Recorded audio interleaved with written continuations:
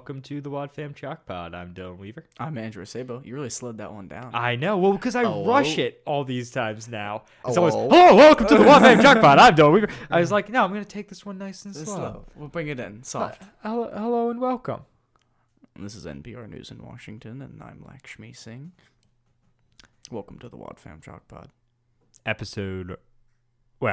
It's Adventures in Odyssey, episode 489. Thank God it's not episode 489 of our podcast. If we get to 489, somebody needs to talk to us and just, ask us to reconsider. Yeah, no kidding. So this is part 2 of Under the Influence. Yes, sir. It's Under the Influencer. It is. There's more... as opposed to Under the Enforcer, which is the sequel with Ray Charles. Nope, that's Mr. Charles. Ray Charles and Mr. Charles, not the same guy. So this one picks up right where the previous one left off, as most two-parters do. Yeah, there might be a small time gap in here. Is there there's no intro to this episode. It's just... No. Obviously, there would have been a radio intro. There would have been a radio recap of the previous episode as the intro. Okay. But we start off with Mr. and Mrs. Shepherd, Ben and Ellen, talking about Aubrey, asking if she's too happy. Yeah, she's like, oh, well, no, she's like, Ellen is thinking, something might be wrong. And Ben's like, I don't know. She's like, she's so happy. She looks really happy. She's like, that's just it, Ben. She's too happy. What? And then she holds up an earring, and Ben's like, oh, it's an earring. And she's like, look closer, Ben. It's Ben's a skull. and it's, I just think it's really funny and Ben's that Yeah. They're talking about the fact that she's going through this spider phase, and they're kind of like, eh. And then the skull comes out, and it's like, oh boy, we need to have an intervention. Black death and murder. Next, she's going to be listening to Death Wish. Oh my gosh. They're also just kind of like default edgy teenager things. Yeah. Oh, I would say. And also things that they're like, what do we not want our kids wearing? Skull earrings. Yeah. Or Spider-Man t-shirts. Not a lot. Yeah. Especially now that the spiders look real. Maybe cartoon spiders. Maybe. Maybe. No itsy bitsy spider in Christian households. No. There's only Sunday school songs. Anything else is Satan worship. True. You're right. And so then, Ben's just kind of like, well, let's go talk to her and hear her side of things. And he's just, once again, decent dude Ben. Yeah. He's the best. Yeah, let's go talk to her about things. And then we get such a frustrating scene from Aubrey. Oh, my word. Where she's like, oh, well, you've been wanting me to be a good influence. They confront Aubrey about the earring. She holds it up, and Aubrey's like, oh, that's Scully. And her mom's like, Aubrey, Scully is a skull. Aubrey is so manipulative here. Yeah. And it's hard. And, honestly, kudos to her. She comes up with it pretty well on the fly. Yeah. She's like, oh, that was Erica. You've been telling me to be a good influence, so I took it from her. I thought I threw it away, but I must have forgot. Oops, there I go. And then her parents leave, and they're like, yeah, we didn't buy that for a second. Yeah. And then a phone goes off, and Aubrey goes back to her room to answer the phone, because she's got her own phone in her room. Of course. Because it's 2002. Yes, landlines. And she picks it up, and she's like, my parents found the skull. I knew I shouldn't have bought those earrings. In case the audience hadn't picked up on the fact that she was lying. They are indeed hers. They were talking about earrings last episode, too. Yeah. Very apparent. Yeah. Very apparent. Yeah. Earrings. The one piercing you're allowed. I guess, yeah. But only one per ear. Yeah, one per ear, and not the weird ones that are, up in your cartilage. No. Right. No. Earlobe only. One per ear. One. Yes. Anything more, and you're going to hell. Yep. And if you're a really cool worship leader, you can have a nose stud. But if you get a septum piercing, you're also going to hell, and you're going to the 7th layer of hell. There's, what is it, the dragon flapping its wings from Dante's Inferno, and then there's all the people with septum piercings. Yep. He's right. Death Wish is Listen to playing in the Andrew. background. Listen to Andrew, children. About what hell is like. He knows. He took an Adventures in Odyssey or Imagination Station trip there. It was very formative for my faith journey. One of these days we'll have to cover that episode. Yeah. But not today. Nope. Please no. So then, also while she's on the phone, Erica's asking her if she's going to come to the party. Mm-hmm. And then we cut to her at the party. Yeah, and then they with walk some in. cool dance music. And then Aubrey walks in and she's like, there are no parents here. And then she's like, I didn't know there weren't going to be parents at this party being held during the school day. Because my stay-at-home mom is going to endorse me having a party. Yeah. As established last episode, people do cut class in real life. Do you know of anybody who has had a party during the school day, Andrew? No. No, I don't know that. That's a step too far. Listen, I was homeschooled. If you count having other homeschool friends sleep over and you know, maybe going out for breakfast as a party, then yes. Okay. But the thing here too is like they're having this party because his parents are out of town. Are his parents only out of town like during that day? Yeah, why wouldn't they just do it Are they at night? not always out of town during the day? Like I guess his parents like my parents, it just seems like they have a really long commute. Right. You could say like my parents are working, so we're having this party. Yeah. But I guess moms can't work, so that would be a problem. They're away. Yeah. But then women, we love you. Come on the show. We have yet to have any women on the show. I don't know. I mean, and that's on purpose. Yeah. What are they going to bring to the table? Literally, we're at a table. We are at a table. It's not round though. Someday. No.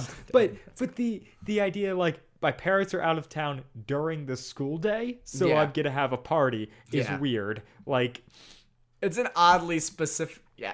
Like if your parents you could have are just out said of the town, house is empty. The house is empty. My mom is running errand. Like I don't know.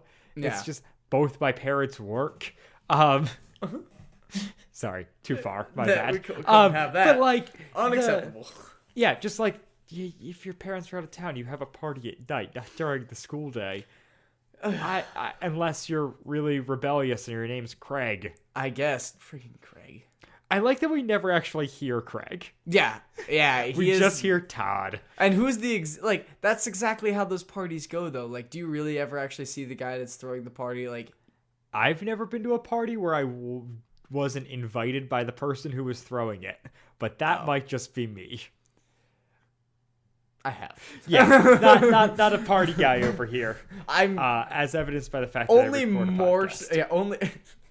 Yeah, only slightly more so than you, a party guy, but really not really. Yeah.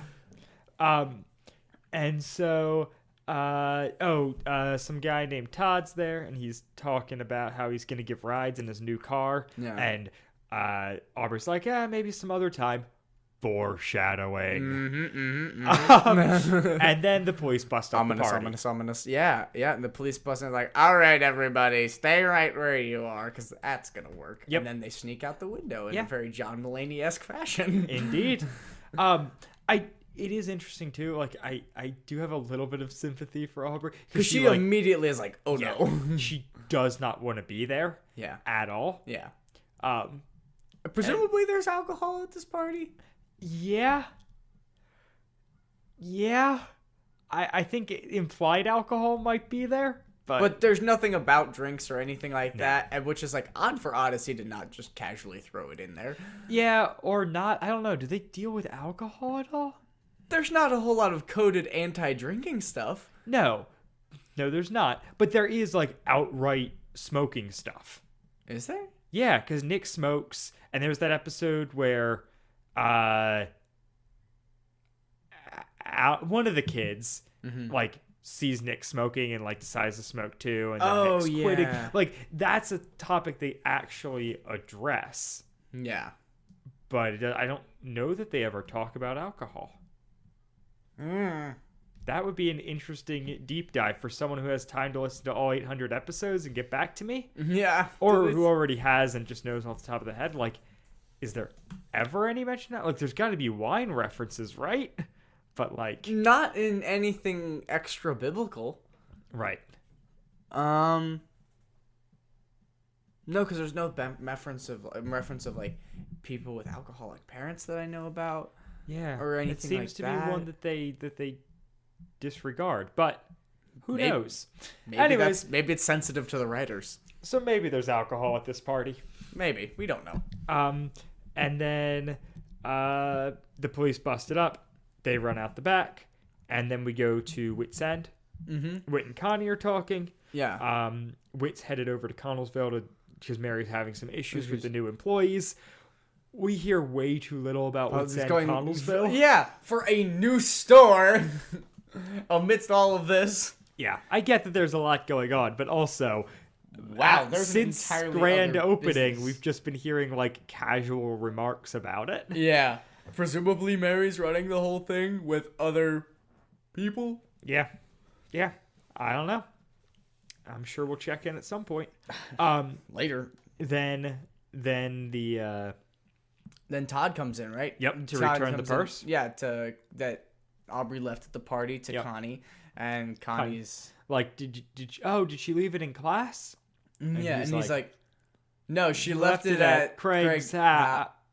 She left it at a friend's house. It's just like, you had your out. Yeah, Todd, you're really... She said, did she leave it at school? And you said, no. Yeah.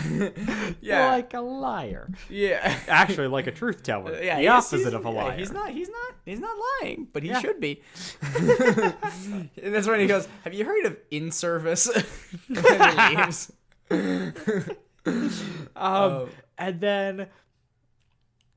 And then Aubrey stumbles in and is like, oh, sorry, I was late. I like fell and ripped my blouse, which the logistics of are interesting. Yeah. How would you, must be an elbow situation. Yeah. Yeah, maybe. You just a face planted. Yeah.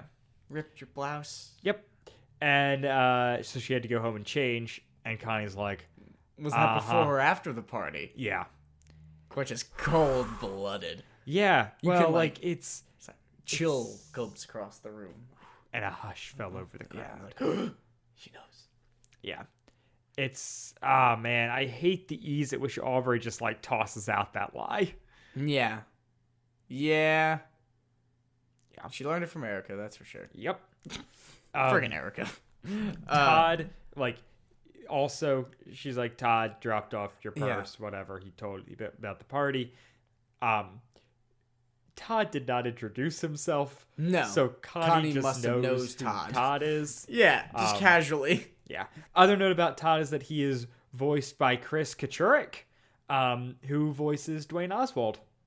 Yeah. Previous kid in the show. Yeah. Dwayne is the Alex to Jared's cow. Yeah, that checks out. Yeah. Yeah. Which he's the straight man. So it's if it's Dwayne and Jared, right? Dwared? Jane? Yes, Jane. Dwayne. Jane and Calix. Jane and Calix. I like Calix a lot more. Calix is real good, and that was an accident too, much like Fam Squad. No, what was the thing? Chalk Squad. Chalk Squad. Chalk Squad. I thought we weren't gonna bring it up. I don't trust you to not bring stuff up, Andrew. It's true. You shouldn't. Save it for the encouragement circle. So they go into kids' radio to have this conversation. Aubrey's like, "Oh, I wasn't cutting class. I was at the pep rally. There was a pep rally." And Connie's like, "Oh, so the principal told you could leave?" Yeah. Yeah, and so the principal told you to leave. So you were cutting class. It's like, that's such a terrible excuse. Like, you're just like, oh, it was a pep rally. Oh, that's okay. Yeah. Which, I mean, I guess maybe it's just pointing out the logic, the flaws in her own logic. in that situation. Yeah. Because she's defending it the way that she defended it to herself. Right. But also, oof. Yeah. Oof. Connie's not here for it. No, Connie's just like, no, that's not how this works. I like though that she's hung up on like you were cutting class again because that's the thing she promised not to, and not the fact that she was at a party where the cops were called. Yeah. But also Aubrey kind of tries to defend and be like, well, like I didn't want to be there. You can ask anyone at the party. Like I wanted to be gone. Which is like a valid excuse to a certain... It's not an excuse, but it's a valid statement. Yes. Like I can see it in Aubrey's mind of like, that's such a hard thing to like to explain. Kind of to make a like, mistake and realize you're still stuck with the consequences of being found out. To know you had made a mistake but still be stuck with the consequences is It's me miserable. just restating what Andrew said in the exact same words. It's okay. It's nice. Roast me in the comments. Unless you're on Spotify and there's no comments. I have an email. Fair enough.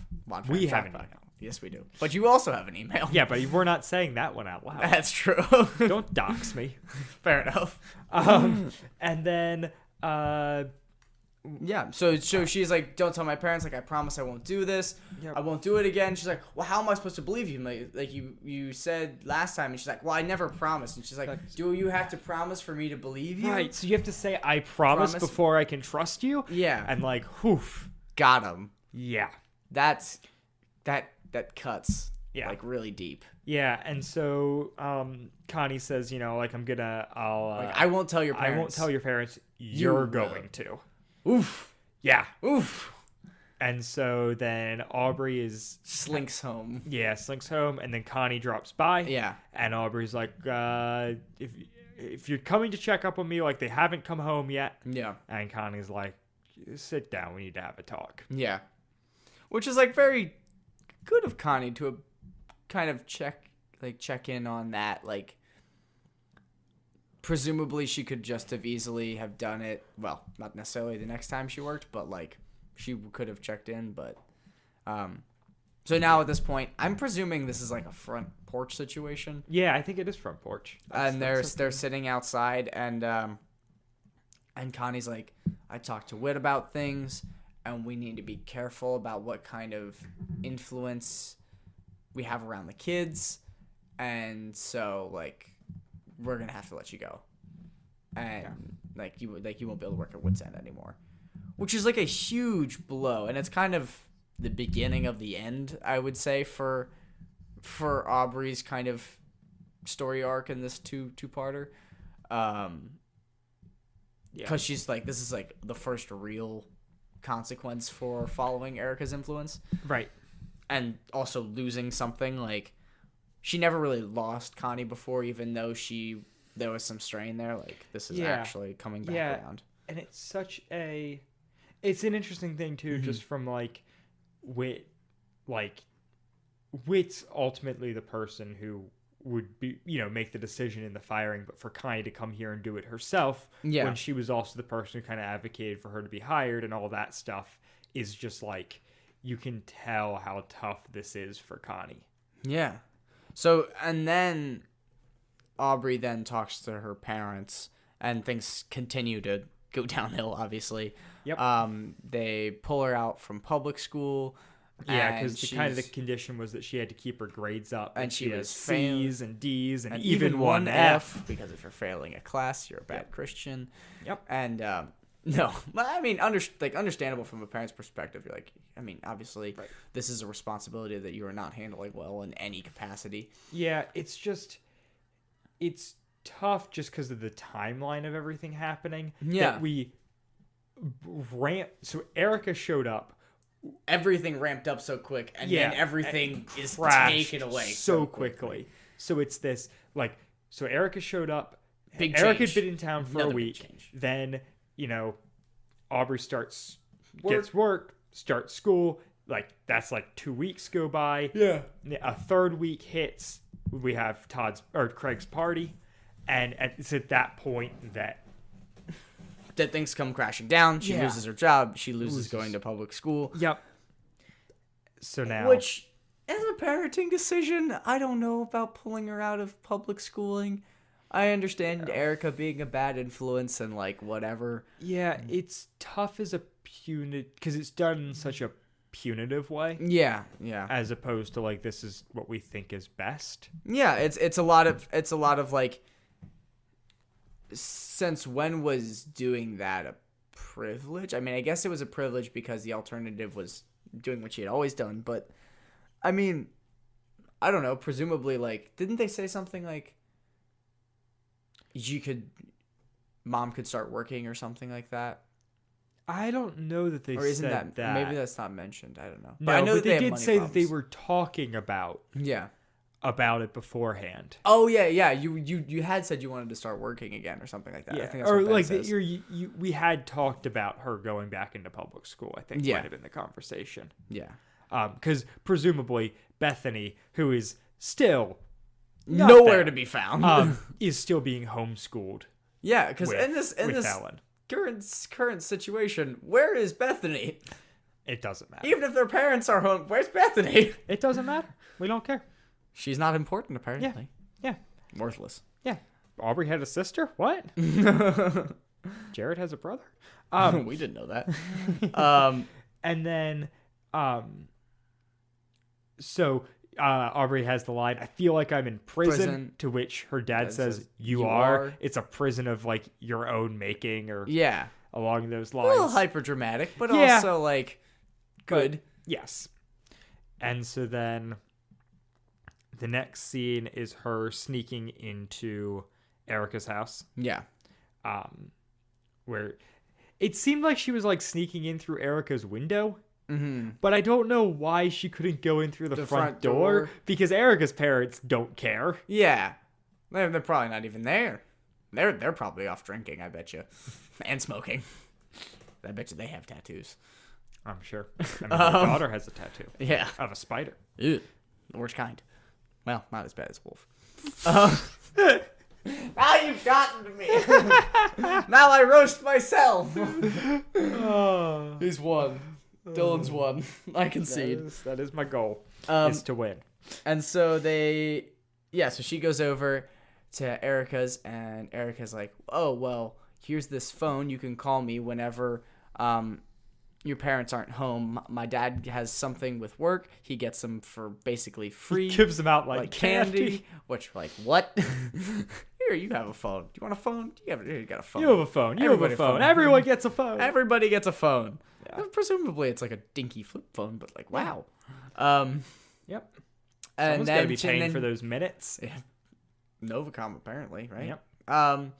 And then she says, like, and this might be a little extreme, but I think I've got something else that might help you. Yep. Which we later find out is running away, which is brought up incredibly casually. Yeah.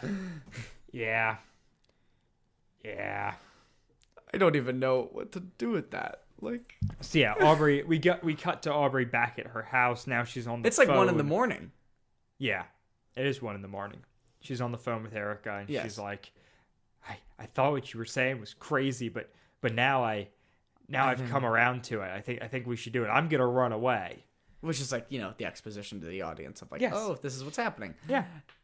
And she's like, well, what is... We're gonna meet at the chapel in an hour. I'll flash my lights so you know.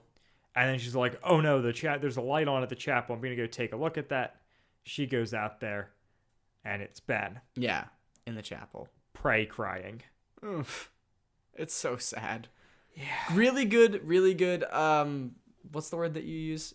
Really good sound engineering. What's the word? Oh, Foley work? Yeah, Foley is work. like the sound effect creation. Yeah. But yeah. This is like really good voice acting. Yeah, whatever. Well, it's really good ambiance in this situation because you can like gravel thing, like gravel, parking lot, walking across from their house to the chapel, lights on, its old wooden creaky door opens. Yep. It's said later that like the pews are really old. Yeah. And you can really picture what's going on here, and you get this very kind of heartbreaking moment of Ben just like, you can tell that he was crying, which is again excellent voice acting, and she's like, he's like, Aubrey, what are you doing out here? He's like, oh, I saw the light on the chapel and I was wondering what was going on. And he's like, oh, I was just talking. And she's like, you're talking by yourself, or you're talking to yourself? And she's like, and Ben's like, no, I'm not. No, I'm not talking to myself. And she's like, oh, you were talking to God, weren't you? That's what you mean. Yeah. In like a very dismissive way. Yeah, and like maybe even not less aggressively dismissive, but also in like a very much like, oh, I don't believe in this. Yeah. Like, that's ridiculous. Yeah, and then we also have... And then she says something like, don't... like you're asking me to be a better daughter or something like that. She says, you're praying I'll be a good girl, right? Yeah. And Ben has this incredible moment where he's just like, no. I just want to be able to talk to you again. Yeah, like I'm just a dad. I'm just a daddy who misses his daughter. Yeah. Yeah, and he's just like, oh, tell your parents you love them.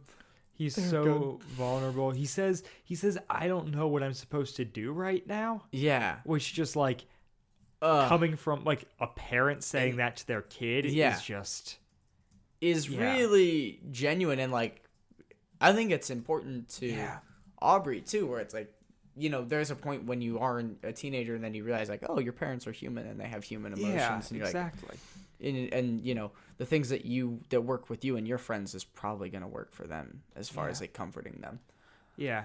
And she says, you know, I'm just trying to figure some things out and this, that, and the other thing. And it's such a good, it's like those moments in the previous episode where the characters are just like good and real. Yeah. And it brings kind of like this refreshing, like lack of dogma almost, just like, real people, real emotions that aren't, you know, bound by stereotypes. Yeah. And you can really, really appreciate them, I would say, as an audience.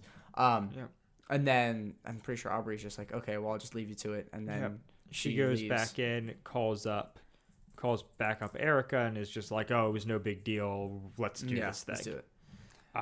And then she calls Connie. Yes, and then she calls Connie, and it goes to voicemail, but it sounds at first like, hello? And then it's like, hi, this is Connie. Like, you didn't, you know, leave Sorry, tone. we couldn't get to the phone. You know, leave your message. And then she says, here's the beep. That was funny. Yeah, it is really... Yeah, I love that moment of just like everything's going crazy in her life, and the last time presumably she talked to Connie fired her. Yeah. Yet like she's still when she's in a tough to situation, that kind of guidance. Yeah. Right, she still goes back to it because in her heart she knows that Connie wants what's best for her, and they're also Connie's close enough, easier to talk to than her parents. Yeah.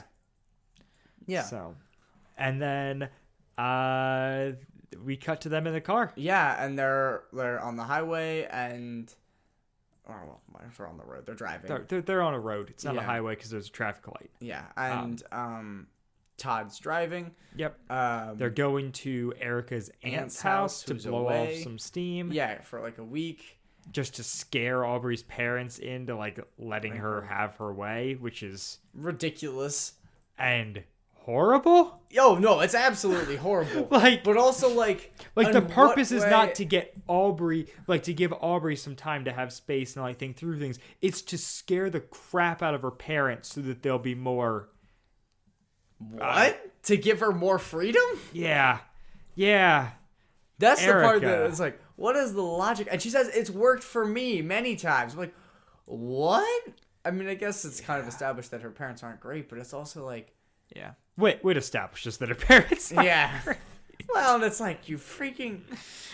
What kind of dynamic do they have where their parents are so afraid of their daughter that they let her do whatever she wants so that hopefully she doesn't, like, run away? Yeah. And so, what we have Todd saying it's only... Or Erica says it's only an hour away, and Todd's like, I can make it a lot shorter. Which is weird because later he's like, slow down. Because he immediately becomes like, after that he becomes the wet sandwich and and is like he becomes the Alex. And it's just like we don't like let's chill out, guys. And granted, that's only after Erica's like, Aubrey, you drive. And he's like, my new car. Yeah, he's like, Aubrey, Erica's like, Aubrey, if you want to go home, you're going to have to drive. Yeah. So then Aubrey gets behind the wheel, and Erica's like, so do you want to drive back to your life or to freedom? And she's like, and she just starts driving, and Erica's like, I guess you choose freedom. And it's like, when did the thing become you have to drive either way? I thought the thing was you only have to drive if you're going back home. But whatever. She needed to be behind the wheel. And of course. She is. And then Todd is freaking out because Yeah. it's his car. Yeah. And he's uncomfortable. And then Erica's like, she's like, I don't think this is a good idea. Like, there's a lot of power underneath that hood or something like that is what he says. Yeah. And then Aubrey's like, relax, Todd. I can get somebody else to drive me if you like. Which is like, what? I can always get rides in someone else's car. As if the reason Todd is doing this is because he is honored to give her a ride or something. It's weird. What is implied? It's really weird. Not good things. The only reason that, like, that Todd's willing to do this is because if he does this, then Erica will continue to ride with him in his car.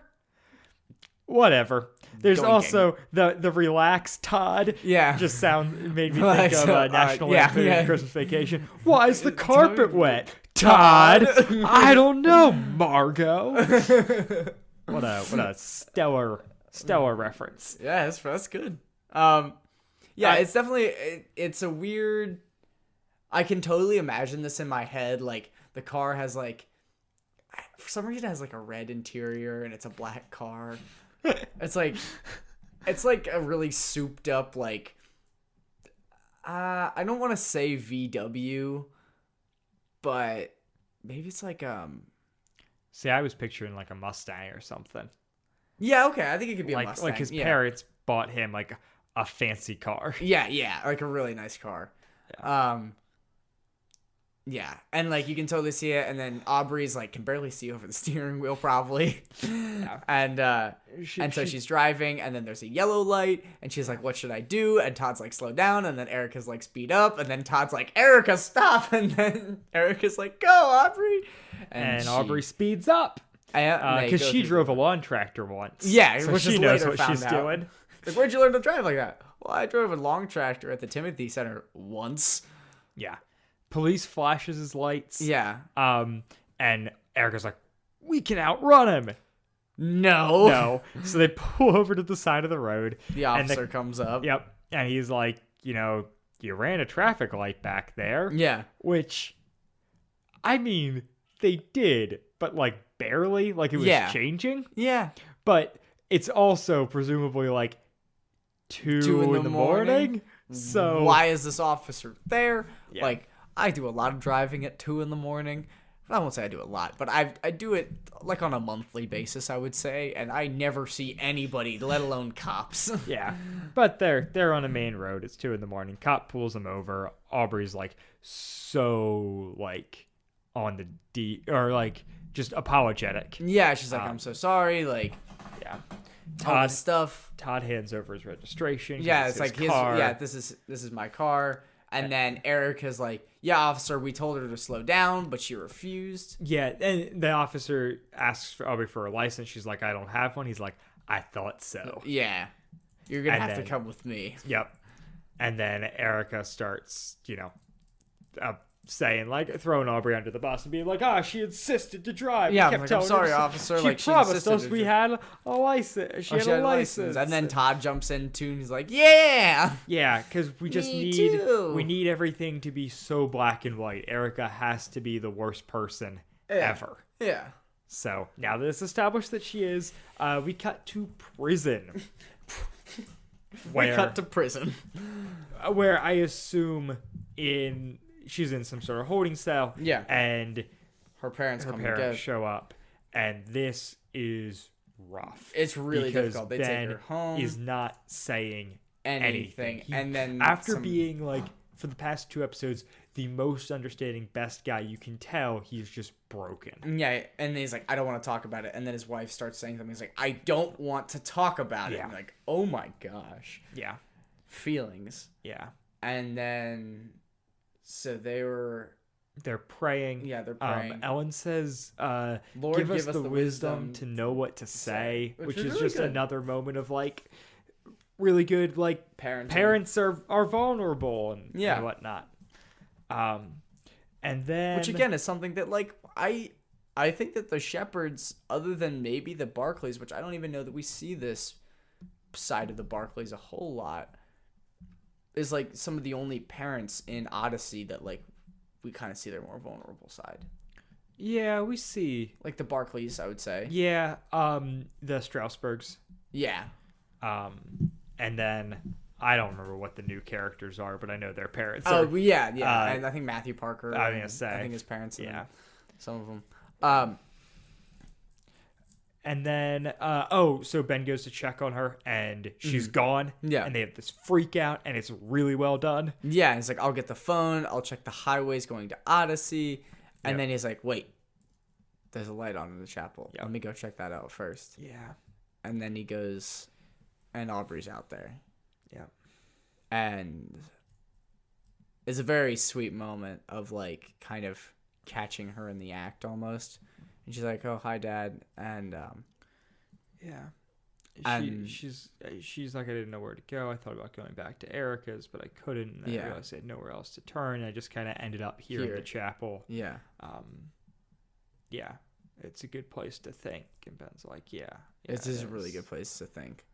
And doesn't she say the bit about the snowball? Or not the snowball, the snow globe then? Yeah, she's like, it's like my life is all shook. It's like a snow globe and everything's shooken up and now it's starting to settle. Or, Like, I needed some place to let it settle. yeah. Like it does in the kitchen. Because important thing, I don't know if we said it earlier, but when Ben is so broken up in the chapel earlier, he's like, I miss the talks that we have in the kitchen. Yeah. And then they end up going back in the kitchen now. Yeah. Getting some Hot chocolate. And... Or as the show says, cocoa. Of course. Which they pretty much always say cocoa. I Or they say it's both. I think it's a regional thing. Yeah. I think you're right. And then they're talking, and Aubrey's like, I don't really even know what I believe, and so I tried talking to God like I saw you talking to him, and I just wish I could talk to God like I could talk to you because I just don't know what I'm doing. And Ben is like very torn up at this, but also like you can tell that like he's so exhausted, but also like kind of his spirits are lifted. Yeah. Because actually, realistically, at this point, it's probably like 4 a.m. Yeah. Yeah. At least. Yeah. And then and so then they're talking, and she's like, I want to know God the way that you do, and like I want to be able to talk to God like the way I can talk to you. And Ben's like, well, I can, like, you can do that wherever. Yeah. You don't have to go to the church to be able to do that. Yeah. And it's this really very tender moment in Odyssey where it's like, I guess it is a salvation moment or something that leads to a salvation moment, or at least a rededication, I would say. Yeah, well, I don't know that it's ever been, that her faith's ever been hers. Yeah. But this is like the canon turning point of like, this is when Aubrey becomes a Christian. But I like how kind of how off screen it is. Well, and also it's not like pray a prayer, whatever. It's like, I need something to believe in, and I see that you believe in this, and like I want what you have. Yep. And and then Chris tells us to pray a prayer. Make sure you talk to your parents. Go talk to your parents, because everyone's got 2 parents and they all love God. Yes. So go talk to them. Yep. Oh boy. But yeah. Isn't that where the that's about where the episode ends, right? That's the episode's end. Yeah. It's a good episode, man. It's so good, especially, I mean, that ending is really good. Oh, wait, we're saying Ben smiles. This is what he's been praying for. Like doesn't he say like, or at the end he's like, I've been praying for this for a long time. Yeah. And it's like that definitely comes full circle there. Yeah. It's so good. It's so good. It's a very dramatic episode. Like there's really not a whole lot of humor in either parts. No, it's pretty focused. I think it's maybe a little not that it's too focused, because like I like the fact that it's not all these intercut stories. Like these episodes needed this much time, but they also, I wish they had more like in-universe time pass. Yeah. Oh, because there's no reason that this has to take place within 3 weeks, and it feels weird when it does. Or a back-to-back two-parter. Like, even if it's like this happens this time, and then halfway through Battle Lines, there's another part. That's true. If we just like saw glimpses of an Aubrey who's different, going through some stuff, if they had let her work at Wits End for a little bit longer and just kind of dropped in with those sort of things, and then we could. But then they don't they also use Aubrey as a new Christian as a character later in the album as well, though? Like, I mean, I guess it doesn't have to be back to back. So then you're in the situation that's like, well, how far apart should they be? Yeah, but it's also overall something. It does feel very concentrated, I would say, as far as like just the sheer amount of change and plot movement that happens in one person's life in supposedly like 3 weeks. Yeah, it is. It's an unfortunate thing of we have a vague idea of where Aubrey's been at. Yeah. But then all of a sudden over 2 episodes, we see her go to her lowest lows and then come the whole way back up. Yeah. But like on one hand, like, because that's how it works in real life. Well, it isn't, and it is. Like there's a level to it where like it's fairly dramatic, but those moments can be dramatic. Like for sure. Like there's no part about this two-parter that in isolation is unrealistic. Right. Yeah, that sort of thing can happen. Yeah. But yeah, overall, really good episodes. I really like. Not that I would say this is like one of the most emotionally impactful ones. Yeah, I mean since Mitch's death at least. Well, no, I would say like even throughout, like when I think back on this series, this is definitely one of them, and also like just in Odyssey in general, like when I think about really distressing moments. Yeah. I think about the police pulling him over on the road. Yeah, and, like, being that's like, true. Oh shoot. That is a breaking point for sure. The whole title of this episode is Under the Influence. It climaxes when we're in a car driving under the influence. It's peers. Right, but yes, exactly. Not alcohol. It's a PUI? No, I guess it's still a DUI. ICUP. It's still a DUI. Yeah, the D is not drunk. It's driving. Yes. Person under the influence. Yeah. Yeah, I really enjoyed giving these a listen. For sure. Talking about them. Oh, yeah. Even more so. Yeah, most definitely. Yeah. You got stuff to plug, Andrew? I do, finally. I'm so bad. I'm just the worst. I have the episode 3 of My Scrub soundtrack. It will be out. It's on Castbox. It's on Anchor. It's pretty much everywhere that this podcast is. Yeah, there will be a link in the description. Yeah. This one's we're still in season 1 right now. It's falling to contrasting songs in one episode of Scrubs. So there you go. Very exciting. Not really. I'm totally looking forward to it though. Do you have anything to plug, Dylan? I do not. But yeah, that's it for this week, and we'll be back next week with episode 490, The Black Veil, Part 1. Black Mirror and Odyssey. Bye guys. Bye. WadFam Chalk Pod is a presentation of the Litz Podcast Cooperative. This show is a fan podcast and has no official affiliation with Adventures in Odyssey or focus on the family. As such, the copyright is ours under Creative Commons. Follow the podcast at WadFamChalkPod on Twitter and Instagram, or email us at wadfamchalkpod@gmail.com. Episode 18, Under Influence Part 2, was hosted by Dylan Weaver and Andrew Sabo, and edited by Dylan Weaver. And I'm Nathan Haverstick, hoping you'll join us next time for more of the WadFam Chalk Pod.